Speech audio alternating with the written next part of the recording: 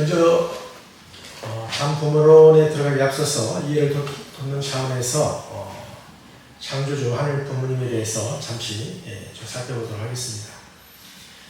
만유의 제일 원인자로서 인간을 비롯한 모든 피조 만물을 창조하신 분인 것을 알게 됩니다. 하나님은 한 분이시지만 그 이름은 여러 가지로 불리워졌던 것을 알게 됩니다. 특히 기독교권에서는 이제 신약시대에 들어서면서 예수님은 하나님에 대해서 뭐라고 말씀하셨습니까? 하나님 아버지, 아버지로서 말씀을 하시면서 알게 됩니다. 물론 각 종교에서도 이름이 있습니다. 이제 이슬람교에서는 알라라고도 하고 여러 가지 이제 부르고 있습니다만은 여튼 우리 기독교에서는 하나님을 아버지로 부르는데 그런 하나님에 대해서 아버지 측면과 어머니 측면, 성품적인 차원에서 보면은 어머니 성품을 가진 하나님이시기도 하다는 것입니다. 그런 차원에서 우리가 한번 이해를 하도록 하겠습니다. 우리가 성서 창세기 1장 27절을 보게 되면 하나님이 자기 형상 곧 하나님의 형상대로 사람을 창조하시되 남자와 여자를 창조하시더라고 기록되는 걸 알게 됩니다. 자, 이 말씀을 보게 되면 분명히 하나님 당신을 닮아서 창조한 인간이 남자라고만 했습니까? 아니면 여자도 들어가는 것입니까? 여자 다 포함하는 겁니다. 자, 이것을 보게 되면 창조주 하나님께서는 이와 같이 남성적 성품 또 여성적 성품을 아우른 그 모든 전체를 아우른 입장에서 하늘 부모님으로 계시는 우리 하나님이신 것을 알게 됩니다. 그래서 일전에도 말씀을 드렸습니다만 헤븐리 페어런트로서 내가 한 분이시기 때문에 아버지 어머니는 이렇게 단수로 이렇게 속에 부르게 된다는 것을 말씀을 드렸습니다. 하나님의 자신을 닮은 인간을 창조하셨기에 인류의 절반은 남성이고 나머지 절반은 여성인 것을 알게 됩니다. 그렇다면 우리가 하나님을 아버지로만 이해하기보다는 부성과 모성을 모두 갖추신 그런 부모님으로 이해하는 것이 훨씬 더 자연스러운 것이 아니겠습니까? 또한 인간 세계에서도 가정은 아들, 딸 앞에 아버지와 어머니와 함께 있는 것이 일반적인 모습인 것을 알게 됩니다. 그래서 아들, 딸의 자격을 부여받은 피조물인 인간 앞에서도 결국은 아버지와 어머니가 모두 있는 것이 자연스럽다 하는 내용이 되겠습니다. 그래서 결국 창조주 하나님이 하늘 부모님이시다 하는 말씀을 드리는 것입니다.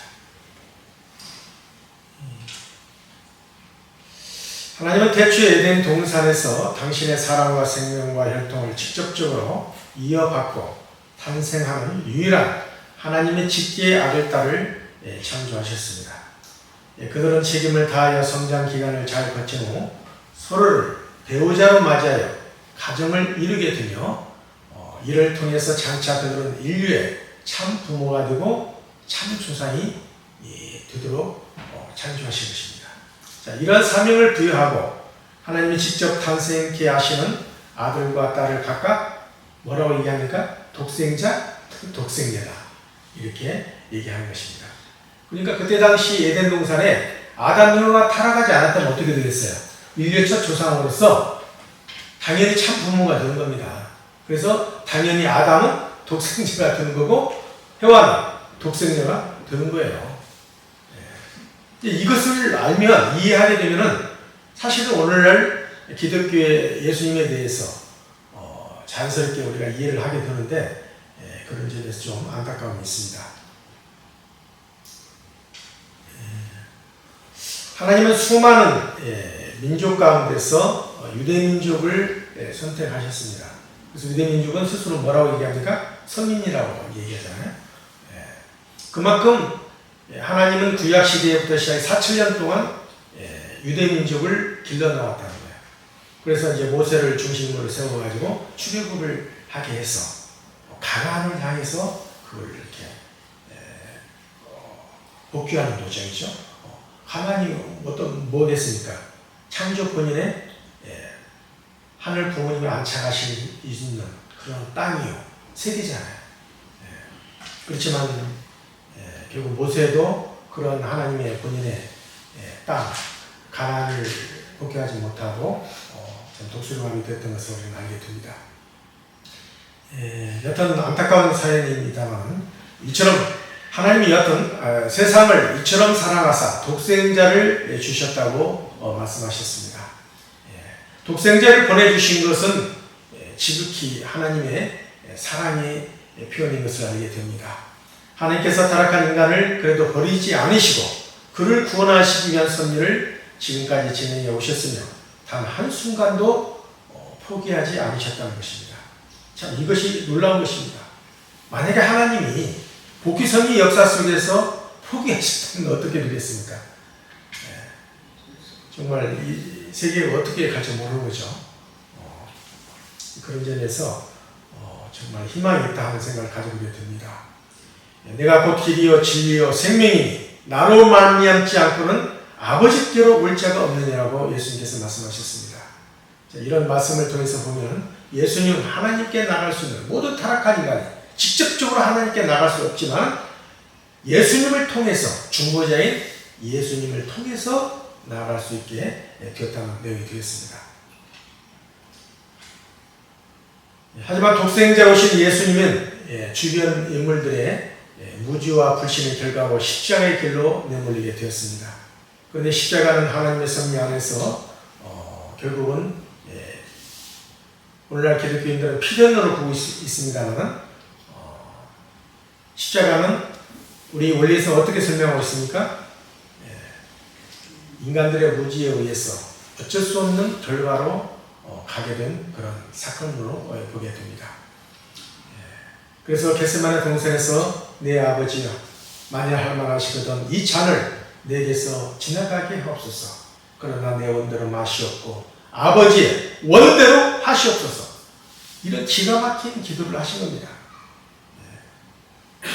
예수님이 인성이 있어서 이런 기도를 하신 것이 아니고 본래 예수님이 이 땅에 오셔서 오신 목적이 무엇입니까? 만왕의 왕으로서 모든 인간들이 불신 가운데 빠지지 않고 오시는 예수님을 믿고 하나가 되었다면 어떻게 되었겠습니까?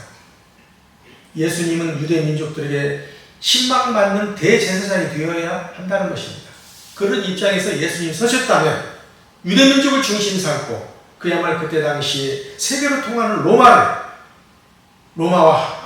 하나로만 통일시켜서 하나님의 뜻을 이룰 수 있는 기반을 만들었다면 그야말로 전 세계가 하나님의 주권의 세계로 갈 수 있는 길이 놓여 있었다, 기회가 있었다 하는 내용이 되겠습니다.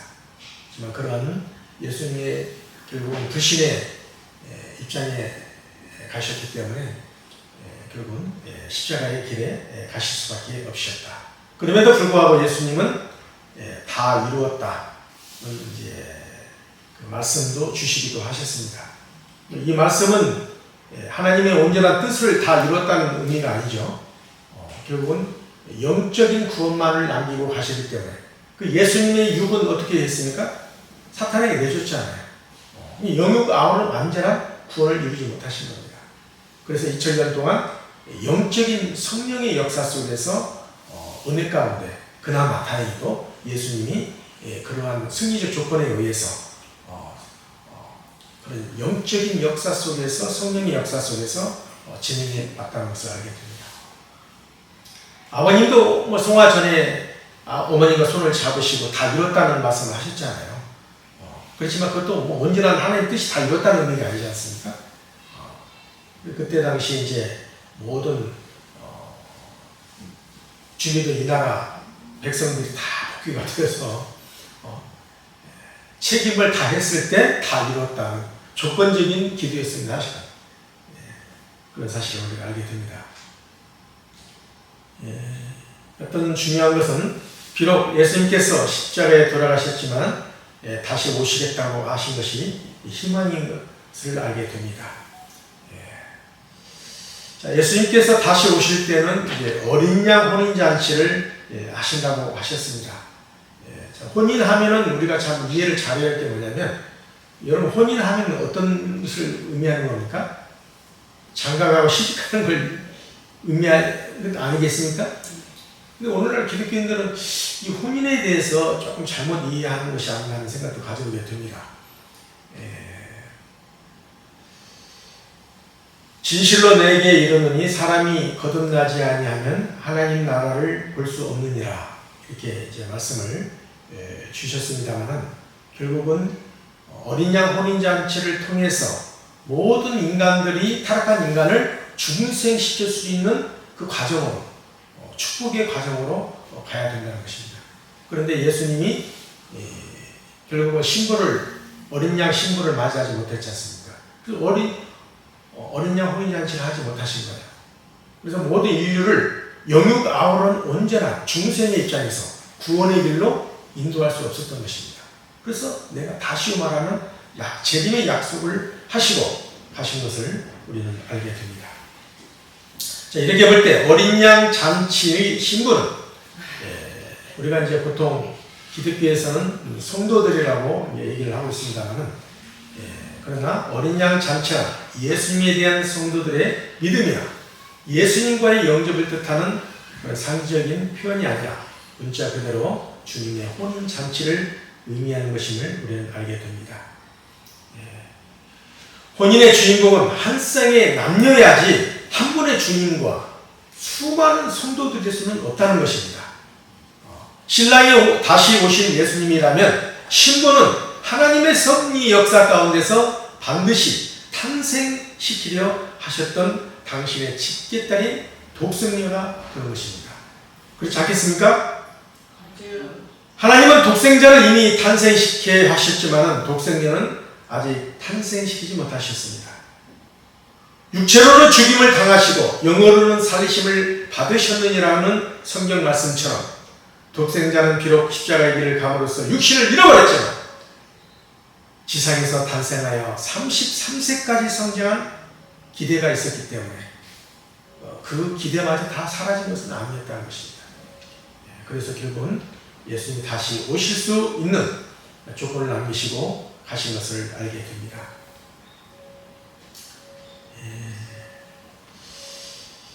문제는 이제 우리가 이런 입장에서 우리가 하늘 부모님께서는 이 한반도에 재림 주님으로서 참 아버님을 보내주시고 이어서 어린 양 신부로서 독생녀를 보내주시게 됩니다.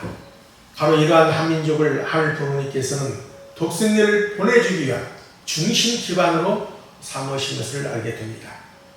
독생녀는 오시는 재림 주님을 신랑으로 맞이하여 어린 양 혼인잔치를 하셔야 하는 것입니다. 그렇지 않습니까? 예수님이 못하셨기 때문에 결국은 다시 오시는 재림 주님은 예수님이 하지 못한 어린 양 혼인잔치를 먼저 하셔야 되는 거예요. 가장 중요한 하나님의 섭리 중에 포인트가 되겠습니다. 그걸 해야만이 타락한 모든 인간들을 죄를 다 용서하고 거듭나게 하는 중생의 길로 인도할 수가 있는 것입니다. 예수님은 당시에는 이러한 혼인잔치를 왜 하지 못하셨을까요? 예수님이 이를 모를 리가 없지 않았겠습니까? 갈릴리 당시 이제 가나라는 곳에 혼례가 있어서 예수님의 어머니인 마리아가 이제 혼인잔치에 이렇게 참석했습니다. 그때 예수님도 제자들과 함께 참석을 했습니다. 그때 이제 잔치집에 뭐가 떨어졌습니까? 포도주가 떨어졌다고 이제 했습니다. 그때 어머니 마리아가 뭐라고 말씀하셨습니까? 저들에게 포도주가 없는데 지금 포도주를 내가 지금 이적 기사를 많이 행하는 것을 내가 알고 있다. 그러니까 저 항아리 아무튼 포도주를 좀 만들어달라 하는 이제 요청이었습니다. 그때 이제 예수님이 그 말씀을 듣고 기뻐이 받아들였으니까 어떠했습니까? 성서에 나오는 그 내용을 보게 되면, 배경을 보게 되면 기뻐이 받아들이지 않았잖아요. 예수께서 이르시되 여자여 나와 무슨 상관이 있나이까? 내 때가 아직 이르지 아니하였나이다. 여인이라고 했습니다. 어머니에 대해서. 그만큼 이제 예수님이 당시 나이가 30이 되었는데도 불구하고 지금 어린 양 혼인잔치를 가장 급하게 해야 할 사람은 누구입니까? 사실은 마리아의 어머니 입장에서 당신의 아들이 독생자잖아요. 독생자의 어린 양 혼인잔치를 해야 되는데 남의 혼인잔치에 가서 포도주가 떨어졌다고 포도주를 그 없는 포도주를 만들어 달라고 하니 어떤 마음이 들었겠는지. 참 당시에 예수님의 입장에서는 탄식하지 않을 수 없는 상황이었던 것을 알게 됩니다. 이뿐만이 아닙니다. 결국은 마리아를 중심 삼고 사가랴, 그 종족적 기반의 입장에서도 그리고 또 유대 민족이라는 그 민족적 기반에서 다 불신으로 갔어요. 그래서 예수님이 서실 수 있는 모든 가정적 기반, 종족적 기반, 민족적 기반, 그리고 모든 국가의 기반이 다 상실되었다는 것입니다. 그래서 결국은 예수님이 십자가에 돌아가실 수밖에 없었다는 얘기 되겠습니다. 자, 이러한 입장에서 이제 유대인들은 참 그때 당시 율법을 통해서 구원을 받는다는 얘기를 했습니다. 그렇지만 예수님은 뭐라고 말씀하셨습니까? 너희들의 율법을 완전케 하라고 이렇게 말씀하셨습니다. 그런 입장에서 더 고차원적인 사랑의 복음의 말씀을 가지고 오셨지만 그러한 예수님에 대해서 이해하지 못하고 결국은 반대의 길로 갔던 것을 알게 됩니다. 이런 이제 입장에서 보게 되면 우리 다음과 같은 사실을 알게 됩니다. 유대인들은 철저한 율법을 지킴으로써 구원을 받는다고 하였는데요.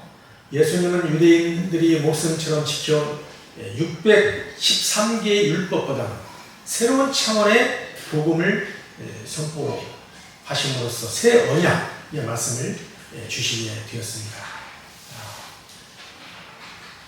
비록 예수님 십자가의 죽음에 가셨지만 유대교를 대신해서 예수님의 부활을 목격하고 성령의 역사를 체험하며 새롭게 거듭난 사도들을 중심으로 출발한 기독교가 하늘 부모님 섭리의 주요 종교가 될 수 있었던 것입니다. 자, 왜 그랬습니까?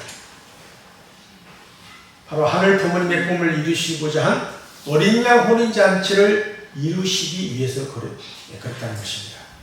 그런데 예수님이 다시 오셔서 어린 양 혼인잔치를 하려면 반드시 누가 있어야 합니까? 먼저 재림 주님이 신랑으로 오셔야 하잖아요. 그렇죠? 자, 오시는 신랑 앞에 누가 있어야 돼요? 신부로서 신부가 있어야 돼요. 그래서 독생녀가 있어야 한다. 이런 얘기 드렸습니다. 그래야만 어린 양 혼인잔치가 이루어질 수 있잖아요.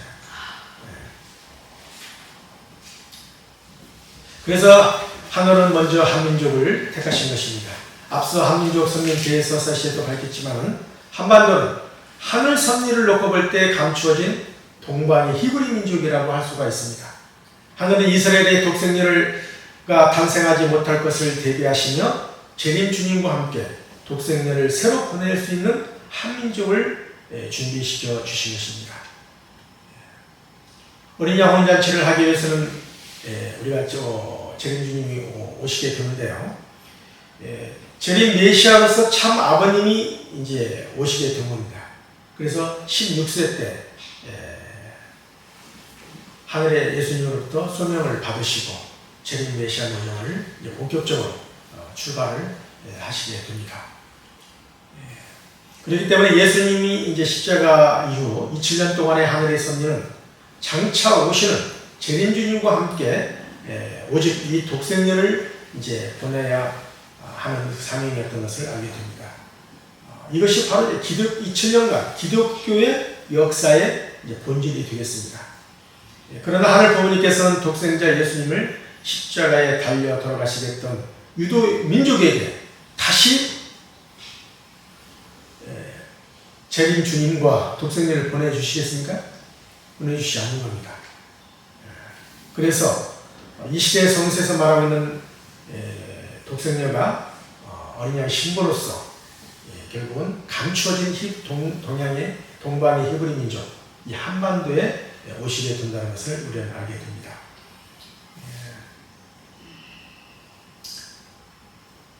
하나님은 당신이 지으신 모든 것을 보시고 보시기에 심히 좋았다고 말씀하셨습니다.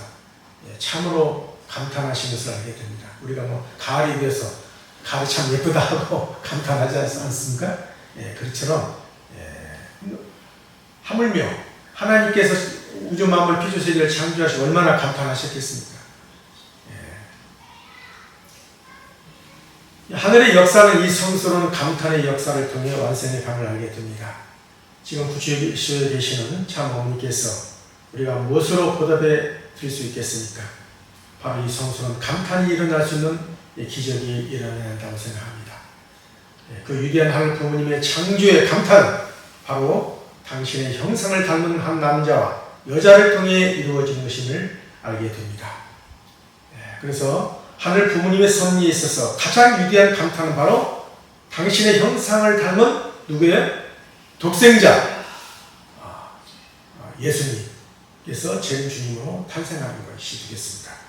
그다음에 그 사명, 그렇죠? 그 다음에 그 대상에 드는 신부로서 독생녀가 오시는 것입니다.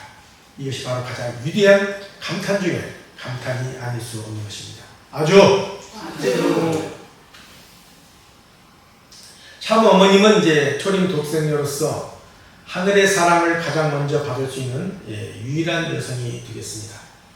하나님과 혈통적으로 연결된 직계딸로서 하나님을 뿌리로 해서 탄생한 유일한 여성이 된 것입니다. 여기서 우리가 잘 이해할 것은 뭐냐면 참 어머니의 독생리에 대한 내용입니다. 유독 독생리에 대한 거부감을 느끼고 있는 사람들을 비롯해서 우리 식구 가운데서도 상당히 좀 많이 있는 것으로 알고 있습니다. 그래서 독생녀가 참 아버님을 내리고 참 어머님만을 이렇게 세우기 위한 그 용어를 하면 문제가 될 수 있겠죠. 그것이 아니지 않습니까? 독생녀는 원리를 알면 매우 자연스러운 용어로서 수용되어진다는 것을 알게 됩니다. 독생녀라는 말 그대로 하나님을 뿌리로 해서 탄생한 유일한 하나님의 딸이라는 의미잖아요. 그렇잖아요? 제가 AI에게 물어봤습니다. 물어보니까 뭐라고 AI가 대답을 했느냐면 토일교 교리에서 독생녀는 타락한 해와를 대신하여 인류를 구원할 수 있는 사명을 가진 존재로 죄 없이 태어난 하나님의 직계딸이다.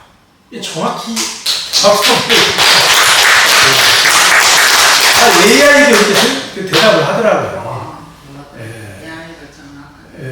그래서 참 하나님의 딸은 이해가 가는데 왜 그것을 이제 독생녀로 말하면 안 되는지요?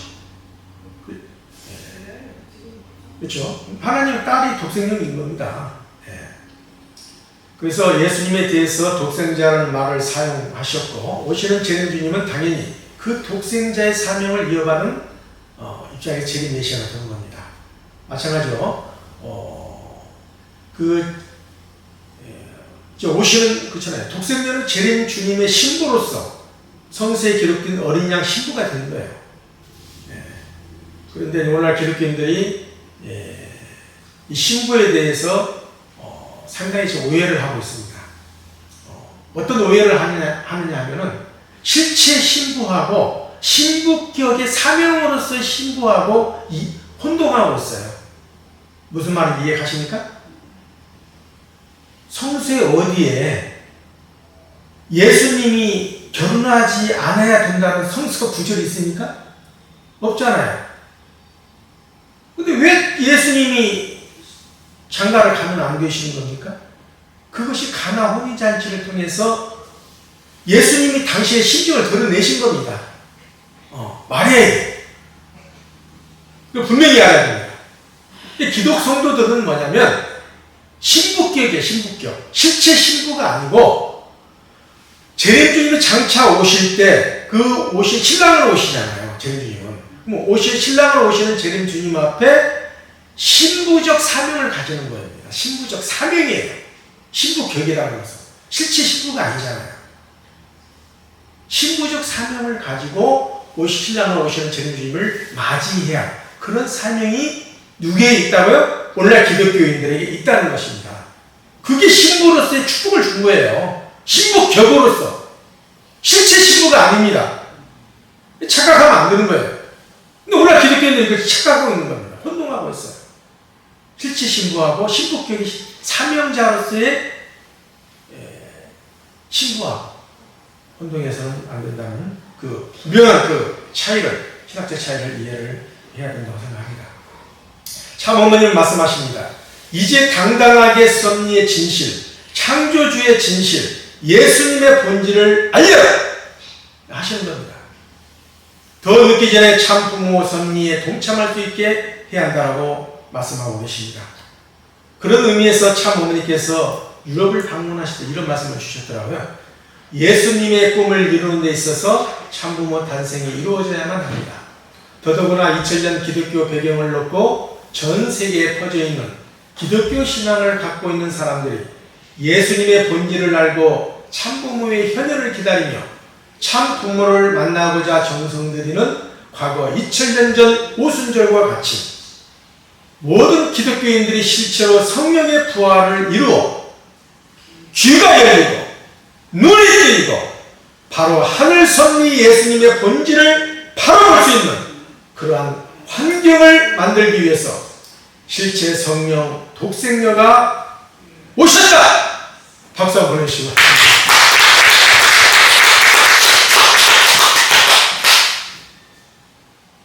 실제 성령이 이 땅에 그걸 다 예수님의 본질, 물론 아버님도 예수님에 대해서 본질을 바뀌셨어요.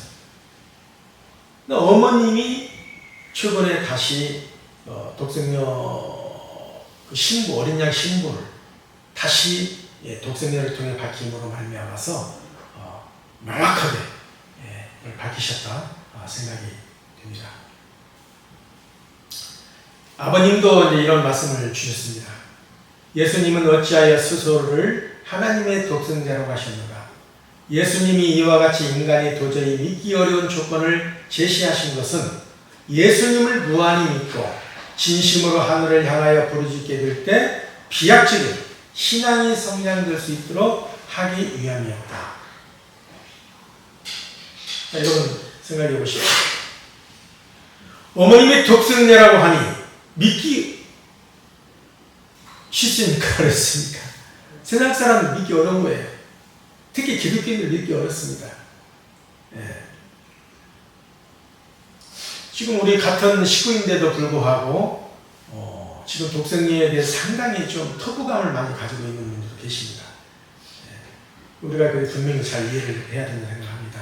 아버님께서 말씀하신 바와 같이 참 어머니께서도 인간이 도저히 믿기 어려운 조건을 제시하신 것은 홀리마다 참 어머님을 무한히 믿고 진심으로 하늘을 향하여 부르짖게 될 때 비약적인 신앙이 성장할 수 있기 때문인 것을 알아야 합니다. 아주! 그래서 우리는 독생리의 드러나심의 진정한 의미를 알아야 합니다. 독생리의 드러나심은 곧 하늘 어머니 존재의 드러나심을 의미하는 것을 알아야 합니다. 그래서 참 어머니께서 다음과 같이 말씀하고 계신 것입니다. 기독교 문명권도 그렇고 세계 만민이 한민족 선민 대서사시를 통해서도 그렇고 지금 이 시대는 그동안 감추어졌던 하늘 어머니의 존재가 드러남으로 말미암아 인류 한가족 세계 평화 질서가 잡혀있는 것입니다. 하늘 어머니 존재, 독생녀 다른 게 아니에요. 하늘 어머니의 존재 드러나심이에요. 그걸 말하고자 하는 겁니다. 그래 너무 오해를 할 필요는 없다 생각합니다. 이렇게 하늘 부모님께서는 만에 하나 이스라엘 민족이 책임을 다하지 못할 경우를 대비하셔야 했습니다. 그래서 6천년의 섭리 역사에서 약 5천년 전에 한민족을 택하시고 하늘 섭리를 위한 선민으로 지원이 길러 나오셨던 것입니다. 인류를 참부모를 탄생시키기 위한 섭리적 안전장치를 마련하셨던 것입니다. 하늘 부모님께서는 마치 예수님 때 그러하신 것처럼 한민족을 선민으로 기르시면서 재림주님과 독생자 탄생을 위한 민족적 기반과 국가적 기반, 그리고 세계적 기반을 닦으신 것입니다. 그리고 특별히 신령한 기독교 공동체를 통해서 다시 오시는 예수님을 맞을 준비를 하는 동시에 독생자가 탄생할 수 있는 기반을 조성하였던 것을 알게 됩니다. 그 기반이 바로 당시 한반도의 불길처럼 일어났던 기독교의 부흥운동과 관계가 있습니다. 1907년 평양 최초의 장로교인 장대현 교회와 그 신도들의 모습을 담은 사진이 되겠는데요. 당시 예배당의 여자 사경회, 즉 성경을 공부하는 그런 모임이 있었습니다. 그리고 장대현 교회를 지은 미국의 선교사 모페, 키가 커가지고 꽁충 이게 지금 금방 드러나죠. 이게 모페이 되겠습니다. 평양신학교를 세우고 교장을 맡기도 했던 모페 선교사의 한국 이름이 마포 삼년입니다. 근데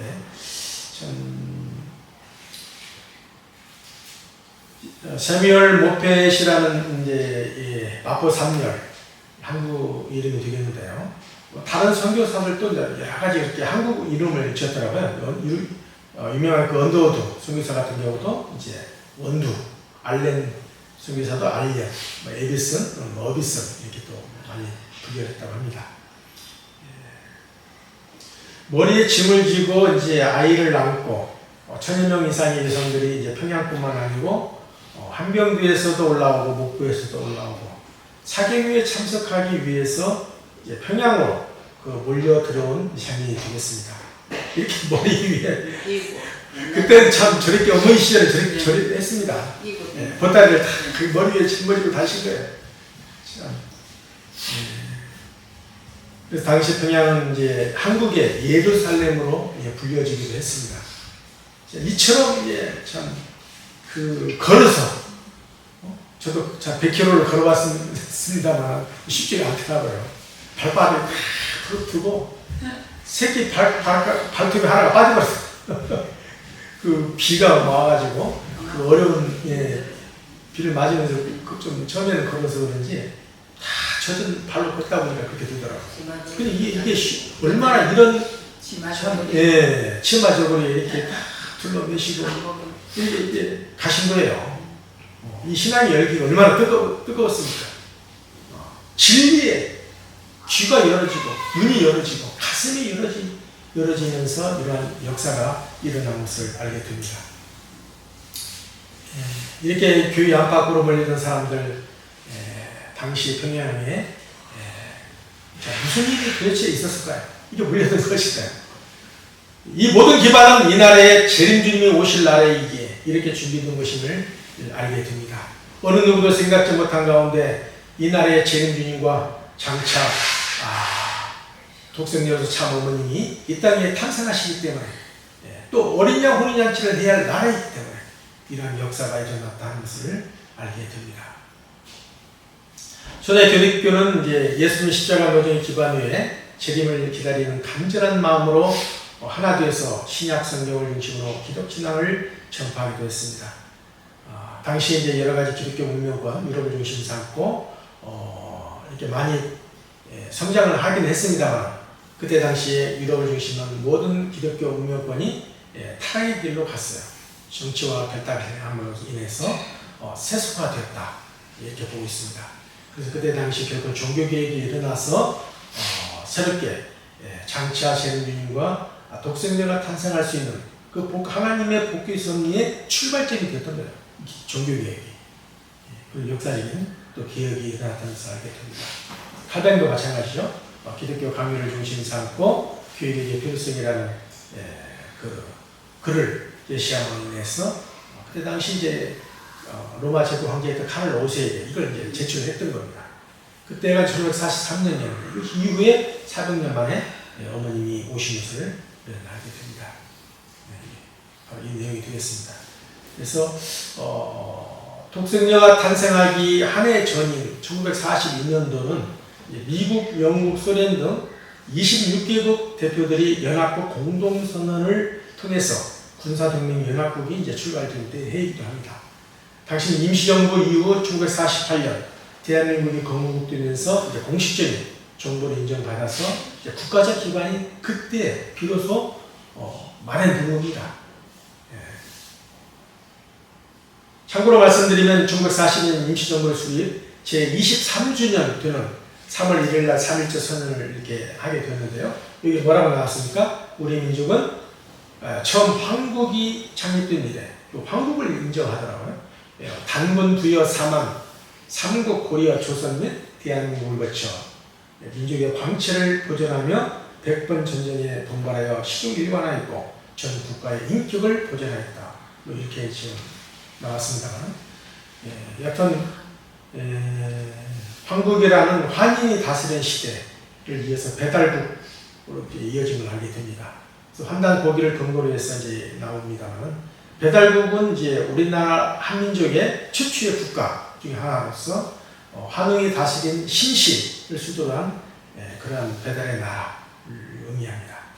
그래서 우리나라를 배달국가라고도 하지 않습니까? 여튼 19세기 말 그때 당시 1897년도 10월 12일이 되겠는데요. 고종 황제가 이제 비로소 대안이라는 국호를 이제 선포하게 이릅니다. 그래서 고조선의 삼한을 개성한 천자국이자 자주 독립국으로서 이제 천명한 것을 알게 됩니다. 그래서 여튼 단군 시대를 거쳐서 부여와 삼한을 이끄는 그런 입장에서 이렇게 선포한 것을 알게 됩니다. 기독교 역사 노정을 이제 또 잠시 살펴보면요. 1560년에서 1660년까지 벌어졌던 청교도 운동이 일어났는데요. 당시 지나치게 이제 형식주의에 빠졌던 그런 가톨릭 교회를 개혁하려는 신앙 운동이었습니다.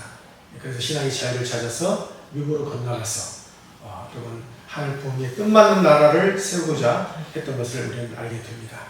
그렇지만 미국도 사실은 물질주의 굉장히 빠졌잖아요. 1960년대부터 히피 운동이 일어나가지고 수많은 젊은이들이 어디로 갈지는 모르는 그런 방랑의 시절이 있었습니다.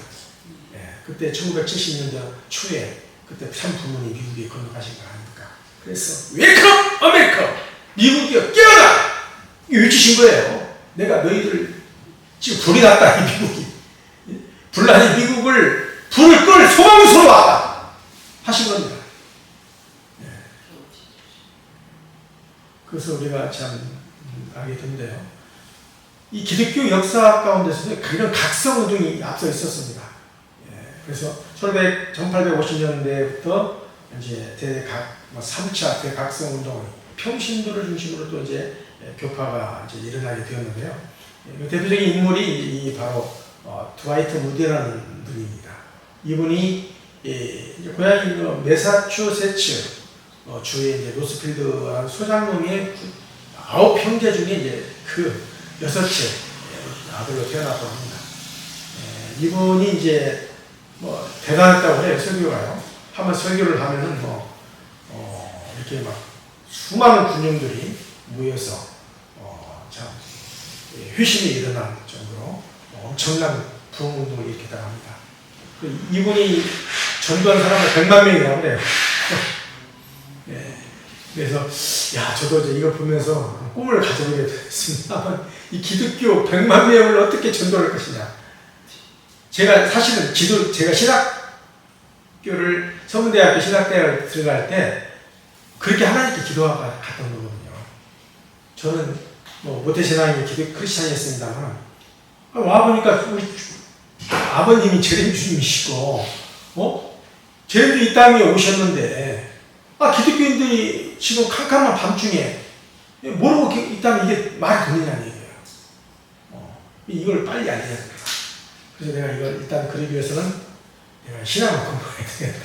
내가 동기가 돼가지고 제가 우리 서문대학교 신학대학에 들어갔습니다. 다시 일반대 그만두고 군대 갔다 와가지고. 그런데 여튼 그 약속을 제가 지금도 잊지 못하고 있습니다. 그래서 많은 생각을 또 가져보게 되었습니다.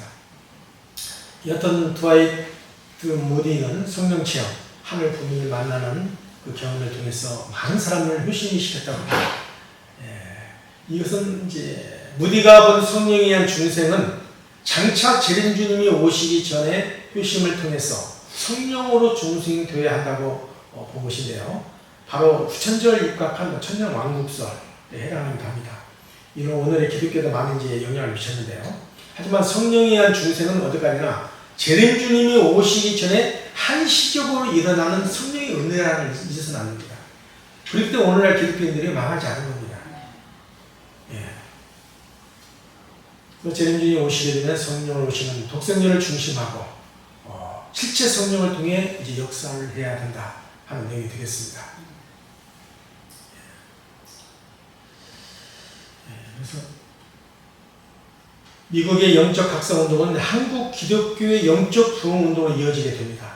하늘 부모님께 준비하신 기독교 기반으로 이제 한민족으로 연결되게 되었는데요. 다시 오마하신 재림 주님과 독생녀를 맞이할 준비를 하게 한 것입니다. 그래서 선민으로 감추어진 이 나라 민족을 선민으로 다시 택하시고 한민족을 준비케 하셨다 하는 내용이 되겠습니다. 이 기독교인들이 이 내용을 듣고 정말 참 부모님을 온전히 바라볼 수 있는 눈이 뜨이고 귀가 뜨이고 마음의 문이 열린다면 얼마나 좋겠습니까? 벌써 속히 그런 날이 오리라 믿습니다. 아주! 1784년 이승훈 이제 세례를 받고 천주교 신부를 자기 신부로 권하는 모습이 되겠습니다. 세계 어디에도 찾아볼 수 없는 선교의 사례라고 합니다. 그래서 고종의 허가를 받기도 전에 앞서서 1884년에 서상윤이라는 사람이 이제 소래교회를 출발시켰고요. 그래서 일본 개신교로 성장하는 것을 이제 알게 됩니다. 이렇게 1907년도 평양 대부흥운동이 일어났고요. 그다음에 이제 기선주 목사님인데 이 기선주 목사님 같은 경우는 민족 대표 33인 중에 한 분인 것을 알게 됩니다. 그래서 이분이 이제 공개적으로 단상에서 죄를 고백했다고 해요. 당신이 죄를 고백하면서 하다 보니까 막 거의 무역당 1,500명의 성도들이 같이 함께 이렇게 죄를 회심하고 고백하고 했던 그 역사가 일어났다 하는 내용이 되겠습니다. 그래서 마가의 다락방에서 모였던 제자들 불길 같은 성령이 임했지 않습니까? 이해 못지 않았다는 거예요. 평양 대부흥 운동이. 그러니까 장차 이 나라 민족에 1907년도면 이제 그렇잖아요. 얼마 있다가 1920년도 아버님이 오셨잖아요. 탄광하신 되시지 않습니까? 그런 기대에 의해서 불길 같은 성령의 기반 위에 이 땅의 재림 주님 또 독생의 참 어머님이 오셨다는 것을 알게 됩니다. 이와 같은 고백과 회개를 통한 성령의 열기가 전국 각지에 폭발적으로 확산되면서 천여 개의 교회가 세워지게 되었고 평양은 동방의 예루살렘으로 불리게 된 것입니다. 그래서 그리고 또 신령한 사람들 같은 경우는 당시에 또 이제 일제 시대에는 많은 박해를 또 받았지 않습니까? 박해를 피해 가지고 신령한 사람들이 산으로 이렇게 해서 다 숨어 들어갔다고 해요. 그래가지고 그런 가운데서도 장차 재림 주님이 오신다. 그것을 이제 계시를 받고 신령 단체들이 준비했던 것을 알게 됩니다. 그리고 그 가운데서도 대모님, 조모 할머니를 비롯해서 이런 분들이 그 신령 단체에 이제 들어가서 많은 은혜를 받고 또 어머님이 장차 독생녀가 이 땅에 올 수 있는 그런 어떤 가정적 3대 조상의 인연 속에서 준비된 터 위에서 어머님도 오시게 된 겁니다. 우리가 이해하게 됩니다. 따라서 기독교 2000년 역사는 재림 주님과 독생녀 준비 역사였다는 것을 알게 됩니다. 재림 메시아는 어린 양 혼잔치를 위해서 오시는데 바로 독생녀 탄생이 있어야 재림 메시아로서 책임을 할 수 있다. 이 말씀이 어떻게 여기 잘 이해를 해야 된다고 생각해요. 그러니까 어머님이 안 계시면 그렇잖아요. 독생녀가 없으면 어린 양 혼인잔치가 가능합니까? 가능하지 않습니까? 가능하지 않잖아요. 그런 의미에서 말씀하신 거예요. 여튼 당시에 이제 역사의 처음으로 이 한민족 가운데 하늘 부모님께서 주관하시는 어린 양 혼인잔치가 열릴 것이라는 계시를 받은 그런 신령 단체 가운데 대표적으로 서쪽에서 여성 중심한 신령 단체가 있었잖아요. 근데 이제 성주교 김성도, 그때 복종교 허업인 나왔고요. 동쪽에서는 백남주, 이영도, 김병문을 중심한 남성형 그런 신령 공동체가 나왔습니다. 여러분들 김병문 잘 아시잖아요. 이스라엘 수도원을 세운 분이신데 이분도 개인적 사명을 보면 굉장히 중요한 세례 요한적 사명을 가지고 오신 분이었습니다. 그러니까 아버님이 이제 한때 이스라엘 수도원에 들어가셨잖아요. 김병문 수하에. 그래서 이제 여기서도 이제 학생 부장 역할도 하셨다고 하는데 여튼 나중에는 김병문이 이제 계시를 받고 아버님께 이제 마치 세례 요한이 예수님의 머리 위에 손을 얹고 세례를 준 것처럼 김병문도 아버님 머리에 손을 얹고 그 기도를 한 겁니다. 솔로몬의 영광이 임한 분이라는 증거를 하셨어요. 여기까지는 좋았는데 이분이 그렇게 했으면 어떻게 해야 돼요? 믿고 따라야 하잖아요.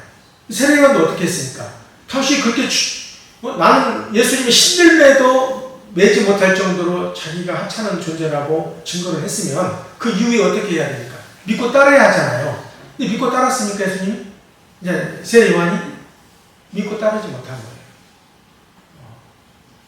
그래서 김명은 똑같은 실수를 번복했던 겁니다. 믿고 따르지 못해서 결국은 의미 없이 김명문의 중심 삼은 모든 집안 다 잃어버리고 그런 죽음을 맞이한 것을 알게 됩니다. 우리가 이제 이해를 잘 해야 할 게 뭐냐면요. 김병문이 집필한 성서신학이 있어요. 1954년도에 집필을 했고요. 기독교 근본 원리가 1958년도에 집필을 했고, 그 외에 신앙 인격론이라는 게 있어요. 1972년도에 이제 집필이 됐습니다.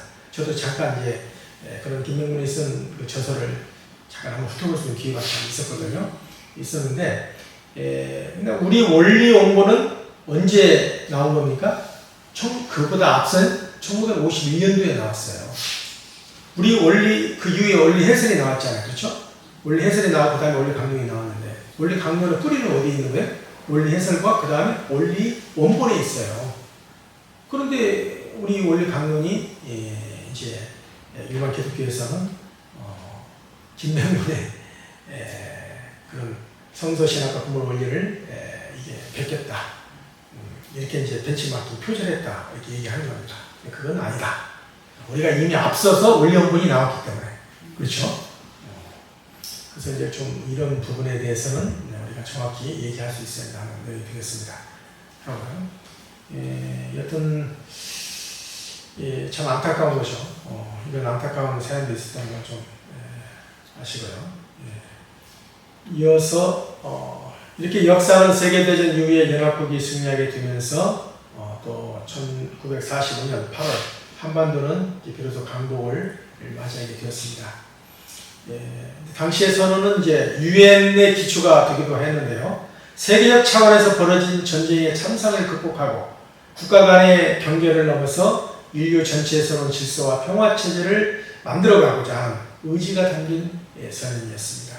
이후 항구적인 평화 세계를 실현하고자 하는 열망을 불러일으킴으로써 재림주님과 함께 독생자 탄생의 세계적 기반을 조성하게 되었다. 이 섭리적인 시각이 되겠습니다. 이와 같이 하늘 부모님께서는 마치 예수님 때 그러하신 것처럼 한민족을 선민으로 기르시면서 재림주님과 함께 독생자 탄생을 위한 민족적 기반과 국가적 기반, 그 세계적 기반을 마련하셨다는 것을 우리는 알게 됩니다. 우리가 이제 예수님 십자가 사건에 대해 다시 한번 생각해 보는데요. 원래 예수님께서 온전한 메시아로서 사명을 완수하지 못하셨다 할지라도 그 독생자 자리는 그대로 남아있는 것입니다. 그래서 장차 다시 오시는 재림주님은 이러한 예수님의 사명을 영적인 구원의 이제 조건을 남기시기 때문에 그 사명을 인계받아서 이제 실체로 오시는 신부를 맞이해야 합니다. 가장 중요한 사명입니다. 그래서 독생자를 맞이하게 된다는 것이 되겠습니다. 이러한 예수님은 전임섭리의 원칙에 따라 오시게 되는데 예수님을 불신한 유대 민족이 아닌 준비된 선민으로서 동방의 히브리 민족인 한민족을 선택하셨기 때문에 이 한반도에 장차 예수님을 재림시켜 주시고 그 어린 양 신부로서 독생자를 보내주시는 것입니다. 보내주실 때는 갑자기 아무데나 보내주신 것이 아닙니다. 한민족 중 선한 공정이 많은 조상의 후손 중 천품을 보유하고 후천적 조건을 갖추고 국기선의 역사 속 필요한 시기와 장소에 맞는 인물을 부르시는 것을 우리는 알게 됩니다. 여하튼 하늘 부모님은 이 한반도에 예수님을 재림하게 하셨는데요. 하늘 부모님은 섭리적 예정에 따라 문씨 가문에서 참 아버님을 선택하셨고 이렇게 또 재림주님을 보내주시게 됩니다. 문씨 서주도 보면요, 아버지 어머니가 누군지 모릅니다. 마치 하늘에서 내려온 것 같은 그런 신화적인 요소가 있습니다. 자, 이로써 하늘 부모님의 꿈을 이루기 위한 신고로서 6천년 섭리 역사를 통해 기다려온 독생자 탄생의 때가 마침내 드러난 것입니다. 이 한반도의 인류 역사에 처음으로 나타나는 하늘 부모님의 하나뿐인 딸 독생녀가 비로소 나타나게 탄생하시게 된 것입니다.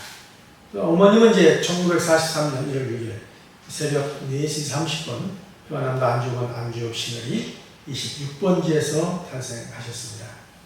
안주는 평양에서 약 한 60km 떨어진 곳에 있다고 합니다. 저도 이제 평양에 이제 가봤습니다만, 평양 정주까지 갔어요. 아버님 고향 가서 이제 가서 절도 하고 했습니다만, 안주는 그때는 못 갔어요. 못 가고 이제 멀리서 이렇게 좀 바라보고 했습니다.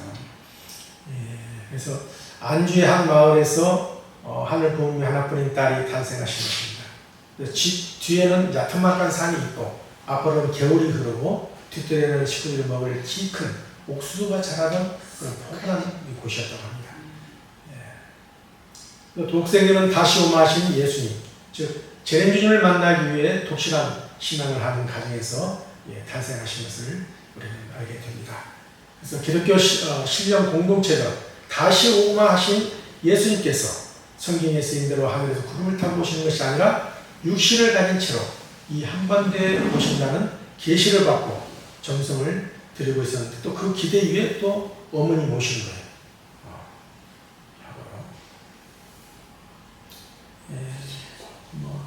3대 조모 할머니부터 홍순이 할머니에서 이렇게 3대를 거쳐서 이제 그 정성의 기반 위에서 오시게 된 것을 우리는 알게 됩니다.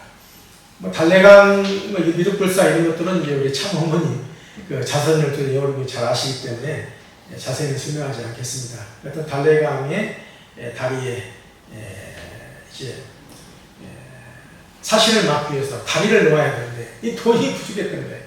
그래서 그때 마침 이제 방을 붙였는데 조한주라는 할아버지가 모든 당신의 그 사제를 털어가지고 이걸 이제 달래강을 짓게 했어요. 그래서 결국 이제 그런 얘기가 있는데, 여튼 그런 가운데서 이제 사실은 꿈에 하얀 옷을 입은 할아버지가 나타나서 한준아, 내 공이 크구나. 너희 가문에 공주를 보내주겠다 했다는 거예요. 그래가지고 이제 꿈에서 깨어나 가보니까 언덕 위에 돌보살이 하나 세워져 있었다 했습니다. 여튼 이 가문에서 결국은 6천년 만에 독생녀가 탄생하셨다 하는 그런 내용이 되겠습니다. 홍순의 대모님은 결혼 8년 만인 당시로는 이제 굉장히 늦은 나이에 어머니를 잉태했어요. 저도 이제 우리 어머님이요 7년간 아기가 없었어요. 그래가지고 저희 할머니가 새벽 정성을 이렇게 다니셨어요. 거기 우리 독실한 그 권사님이 한 분 계셨거든요. 친구 할머니이신데 그걸 따서 이게 동네 마을에 이제 할머니들이 이렇게 그룹을 이뤄가지고 새벽 기도를 다니신 거예요. 저희 할머니도 따라서 아마 다니신 것 같아요. 얼마나 또 간절히 기도를 하셨겠죠. 아이고 우리 손이었습니다. 우리도 한 3대인가요? 손이 귀한 집안이었습니다. 그런데 그렇게 손이 귀한 집안인데 7년 후에 저를 낳기 시작해 사람을 낳고 사형제가 저를 비롯해서 축복을 받은 거예요. 다 축복을 받았습니다. 자, 그것도 역사다 하는 생각이 듭니다. 그래서 그때 당시 이제 대모님도 아마 8년 만에 어머니 이렇게 나신 겁니다. 맑은 햇살이 비치는 소나무 속에 학 2마리가 평화롭게 놓이는 꿈을 그때 당시 이제 한수원 대부님이 꿈을 꾸셨다고 합니다.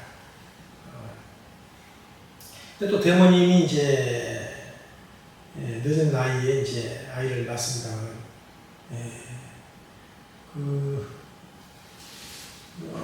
지난번 이제 금요일 날 우리 문신홍 축승회장께서도 이제 말씀하시잖아요.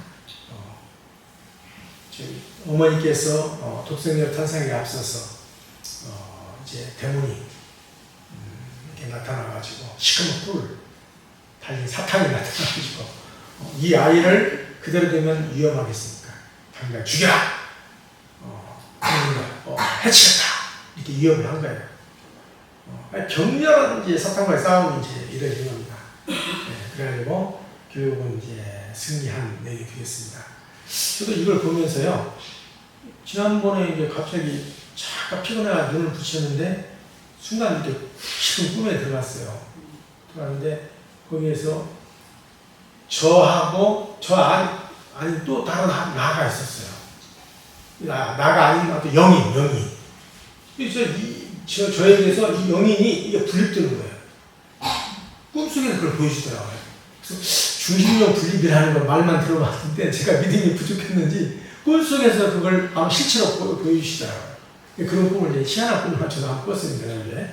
꿨는데 여튼 이렇게 하늘은 꿈을 통해서 때로는 사탄과 일선에서 이렇게 싸우게 하기도 하고 영을 분립시켜주기도 하고 하는 것 같은데 또 그런 것을 또 느끼게 됩니다.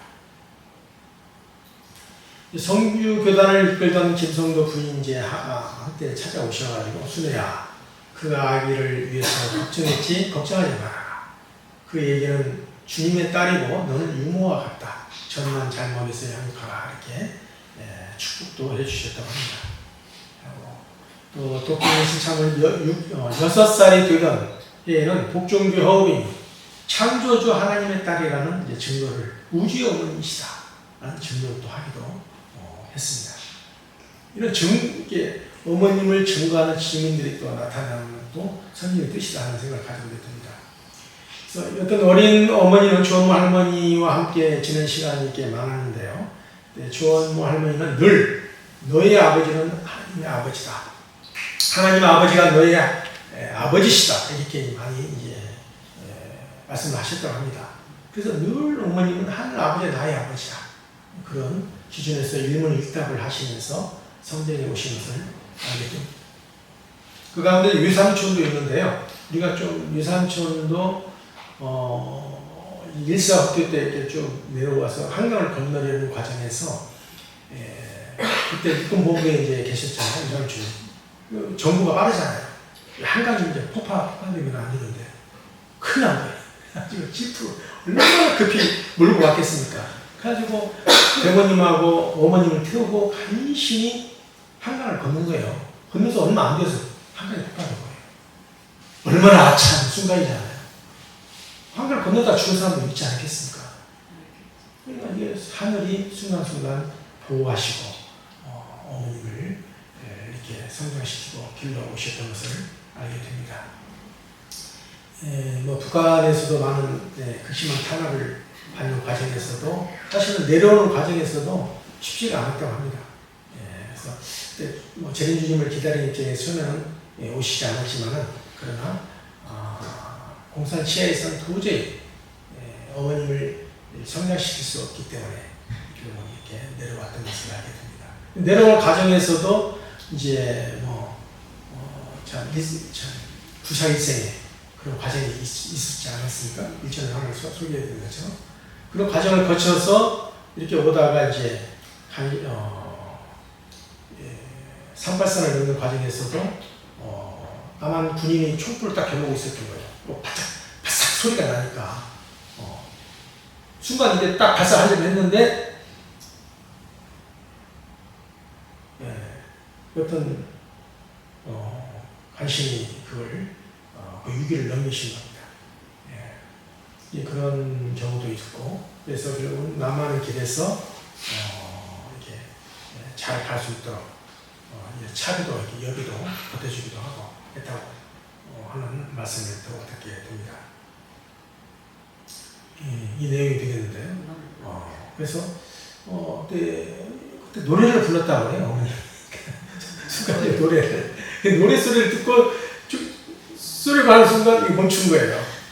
얼마나 위기 순간이었어요. 이거 뭐 동물인가 아닌가, 뭐 아니면 또 이게 넘어오는 북한군이 아닌가 하고 쏘았으면 어떻게 되겠어요. 그런 순간순간의 위기의 순간을 넘으면서 이렇게 오신 것을 알게 됩니다. 일단 오시고 나서 춘천과 서울에서 초등학교, 중학교를 거치고 성요셉학교 기숙사에서 이제 생활하게 되는데요. 그야말로 수녀와 같이 정결한 생활로 이렇게 생활을 하시게 되었습니다. 이때 당시에 이제 아버님도 한번 대물림을 따라서 이렇게 한번 배웠거든요. 그때 아버님이 어머님 한학자 이름 3번 불렀다고 하잖아요. 학자, 대한민국에 태어났다. 그때 인침을 하셨다고 생각합니다. 어머님에 대해서. 그리고 나서 결국은 성원에 입장하고 가셨는데 성원하기가 쉽지 않잖아요. 어린 나이 수녀 입장에서. 얼마나 두려움이 있을 수 있겠습니까? 그런데 이때 당시 어머님 입장에서는 내가 결단해서 나서지 않으면 안 되겠다.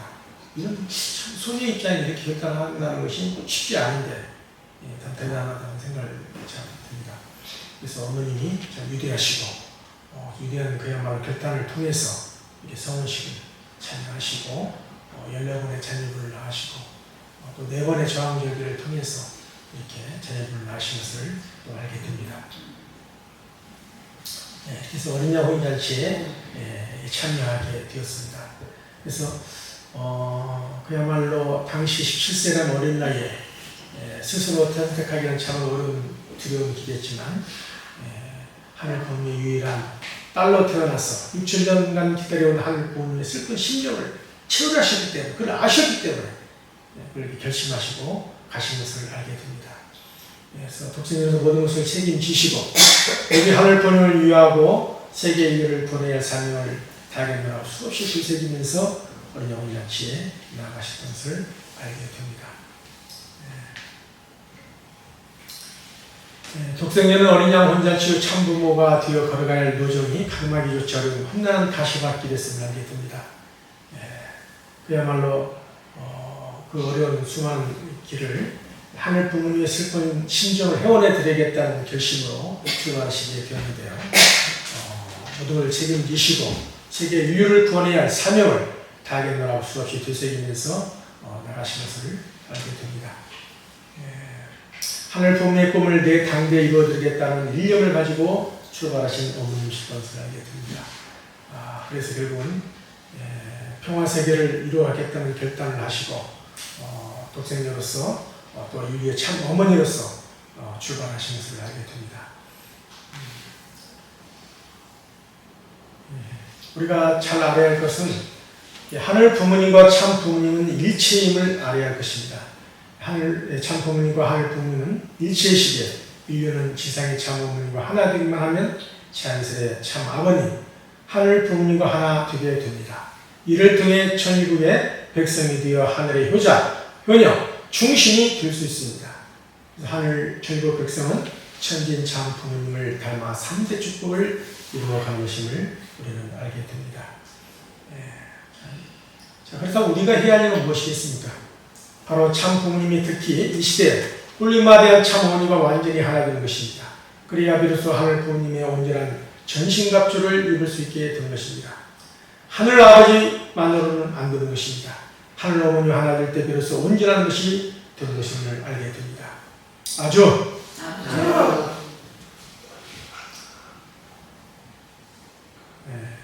그래서 어머니는 이렇게 또 말씀해 주셨습니다. 기독교도 세계 종교도 홀리마다입니다. 홀리마다를 모시면 다 발전합니다. 하나가 될 수 있습니다.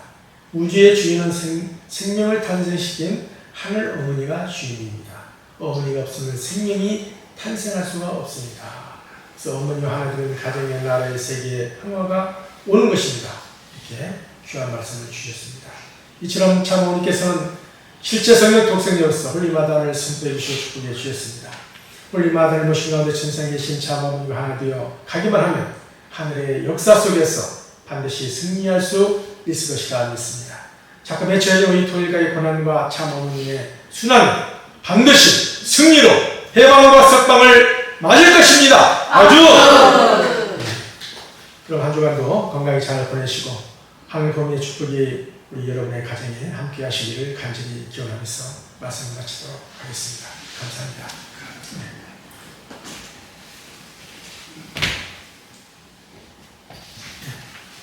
대해서 우리 생각을 하면서 출발하도록 하겠습니다. 예.